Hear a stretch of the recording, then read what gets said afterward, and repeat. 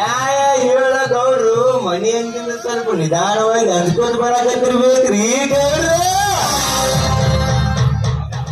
ಅದೇ ಈ ಗೌಡನ ಸ್ಪೆಷಾಲಿಟಿ ಅಲ್ವೇ? ಹೌದ್ರಿ ಗೌಡ್ರ, ಅದೇ ಈ ಗೌಡ್ರನ ಸ್ಪೆಷಾಲಿಟಿ. ಏ ಕರಿಯ,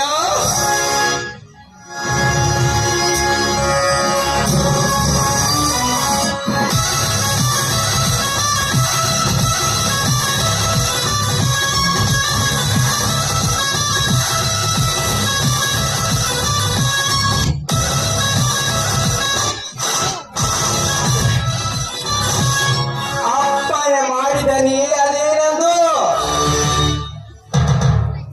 ಆ ಪ್ರಭಾ ಹೇಳಿದ ರಾಮಲಿಂಗನನ್ನು ಕರೀಲಿಕ್ಕೆ ಕಳಿಸಿದರೆ ಇನ್ನೂ ಬಂದೇ ಇಲ್ಲ. ಯಾಕೆ ಬಂದಿಲ್ಲ ಅನ್ನೋ ತಿಳಿದು ಹೌದು ದನಿ, ಹೌದು. ಓ ರಾಮಲಿಂಗನಿಗೂ ಕೂಡ ಆಯತರ ಮದ ಏರಬೇಕು. ಆ ಮದವನ್ನು ಇಳಿಸಲು ನಾವು ಅಂಕುಶನ ತಯಾರಿಸಲೇಬೇಕು. ಅಂದಾಗ ಈ ಗೌಡ ಕತ್ತಿಗೊಂದು ಮೇಲೆ ನಂತರ ಸುರವಾಗುವುದು ಈ ರೌಡಿಯ ಅಲೆ.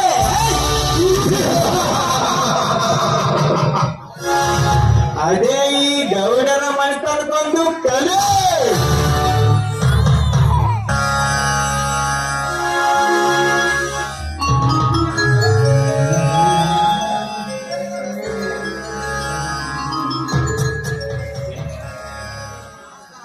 ನಮಸ್ಕಾರ ಮಾಡ್ತೀನಿ ಗೌಡ್ರಿ, ಸಿದ್ದಣ್ಣ ಗೌಡ್ರಿಗೆ.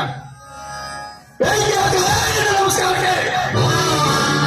ಕರೀಲಿಕ್ಕೆ ಕಳಿಸಿದರೆ ಈ ಗೌಡನ ಮಾತಿಗೆ ಕಿಮ್ಮತ್ತಿಲ್ಲದೆ ಇಷ್ಟೊಂದು ಲೇಟ್ ಮಾಡಿ ಬರ್ತೀಯ ಕೊಡದ ಮನೆ. ಎಷ್ಟು ಸೊಕ್ಕು ನಿನಗೆ? ಆ ಸೊಪ್ಪು ಒಳ್ಳೆಯದಲ್ಲು ತಮ್ಮ. ಬೆಕ್ಕಿನಗಕ್ಕೆ ಕಣ್ಣು ಮುಚ್ಚಿ ಹಾಲು ಕುಡಿದವರು ನಮ್ಮ ಗೌಡರು ಕೂಡ ನಡ್ಕೋಬೇಕಲ್ಲಿ. ಏನಂದ್ರೆ ಒಳಗೆ ಹಾಕಿ ಬಳಸಿದ್ದಾನ. ಹುಷಾರ್.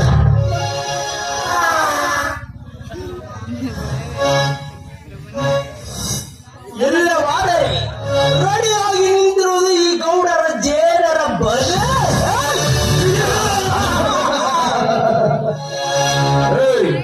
ಈ ತಾಳಿ ಬಂದಿರೋದು ಏನಂಬುದು ಹೇಳ್ರಿ. ನನಗೆ ಜಗಳಕ್ಕೆ ಬರ್ತಾನೆಂದ್ರೆ ಏನಂತ ಅಂತ ಹೇಳಲಿಕ್ಕೆ ಕಳಿಸಿದೆ. ಅದೇನು ಹೇಳಿ ಗೌಡ್ರೆ, ಆ ಕಾರ್ಯವನ್ನ ಸುಗಮವಾಗಿ ಮಾಡೋಣ.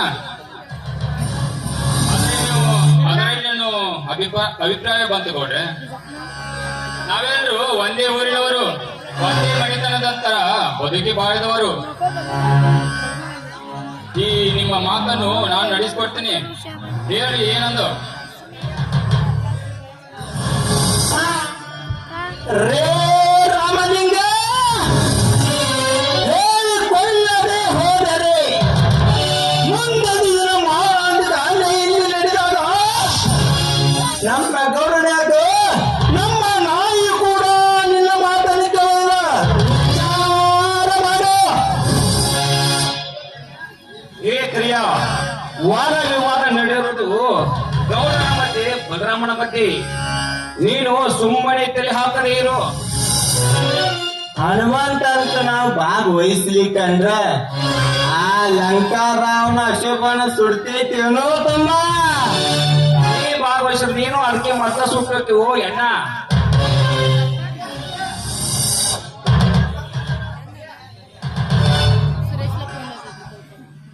ಅದು